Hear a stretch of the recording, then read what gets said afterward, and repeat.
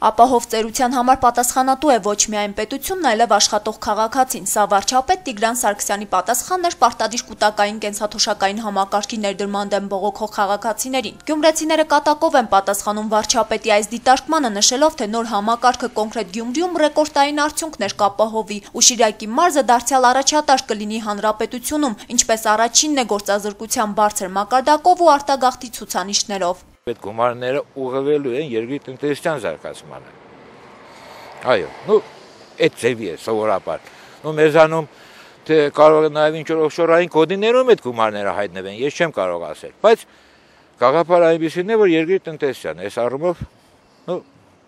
լավ է։ Պարտադիր կուտակային կենսաթոշակային համակարգի գաղափարը տնտեսագետ Արթուր Առաքելյանի սրտով է։ Եվրոպական երկրները դեռ վաղուց են անցում կատարել այդ համակարգին, սակայն այլ հարց է, թե մեր երկրի պարագայում այնինչ արդյունքներ կտա։ Արդյոք չի ստացվում, որ մեզանում ասում են առան ու թռան։ Բացի այդ, ըստ նրա, մինչ օրս մարդկանց հայտնի չէ, թե ինչպիսի հիմնադրամների են վստահելու իրենց գումարները։ Գյումրեցի երիտասարդ տնտեսագետները հաշվարկներ են կատարել։ Ըստ այդմ, եթե աշխատող յուրաքանչյուր քաղաքացի իր սպառողական զամբյուղից որոշակի գումար վճարի հիմնադրամին, ապա դա նշանակում է հաջորդ տարվանից Հայաստանում աղքատության մակարդակը շեշտակի աճելու է։ Այսինքն կան մարդիկ, որոնք այսօր աղքատներ չեն համարվում ըստ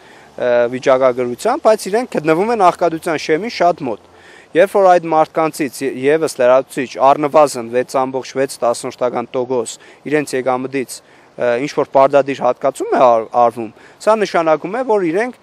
ուղղակիորեն անցնում են աղքատության շեմից ցածր եկամուտներ ունեցողների շարք։ Այս օրերին գյումրեցի երիտասարդները քննարկումներ են անցկացնում։ Առաջիկայում նախագծին կողմ քվեարկած ազգային ժողովի падգամավորներին համապատասխան փաստաթղթի տեսքով ներկայացնելու են այն մարտահրավերներն ու հակաօրինական քայլերը, որոնց դեմ կկանգնի ժողովուրդը հունվարի 1-ից։ Կարեն Պետրոսյանը մեծ հետ զրույցում անդրադարձավ Սերժ Սարգսյանի երեկվա հայտարարությանը, որը վերաբերում էր կուտակային կենսաթոշակային համակարգի ներդրմանը։ Հիշեցնենք, Սերժ Սարգսյանը մասնավորապես նշել էր. Վերջի վերջո ինչ ենք մենք ուզում։ Մենք ուզում ենք, որպեսզի այսպիսի վատ վիճակ չլինի, ինչպիսին այսօր է, տարեց մարդկանց սոցիալական ապահովության հետ կապված։ Անկեղծորեն ասած, ես շատ դեպքերում անհարմար եմ զգում, ամաչում եմ եւ նույնիսկ կարծում եմ տեղն է, ժամանակն է ներողություն խնդրելու այդ մարդկանցից։ Բոլոր երկրներում իշխանությունները ներողություն են խնդրում երկու բանի համար։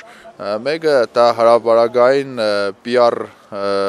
գործողություն է, այսինքն հանրային հարաբերություններում օգտագործվող հանրության վրա ազդելու միջոց է։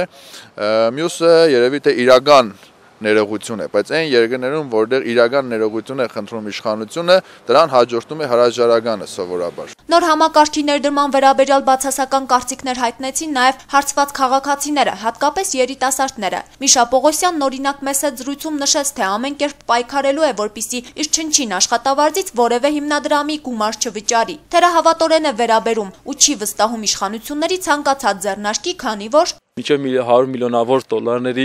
գործարքներ են արել ու տգից մաքուրով դուրս են եկել, թեկուզ գազի հետ կապված օֆշորային պատմությունը, թե ինչպես նրանք մաքուրով ու առանց որևէ խնդրի միլիոններ կերան, բայց մաքուրով դուրս եկան ու ոչ ոք չասեց, որ դուք մեղավոր եք կամ պատասխանատվության ոչ մի ձևով չի ենթարկեցին։ Դե բնականաբար այս դեպքում էլ եթե սովորությունը ունեն ժողովրդին խաբելու, այս դեպքում ինչի դարձը փաստողն են։ Ով գիտի հետագայում ինչ կլինի, այսօր վաղվա համար չես կարող, ինչ ասում են, վաղը ագարակ բանն է ստացվում։ Ինչպես հայտնի է, խորհրդարանական 4 ոչ իշխանական ուժեր պատրաստվում են այս նախագիծը վիճարկել սահմանադրական դատարանում։ Դրա համար իրականացվել է ստորագրահավաք, այնինչ օրենքի կիրառմանը շատ քիչ ժամանակ է մնացել։ Հերմինե Մկրտչյան, Տիգրան Գասաբյան, Գալենյուս։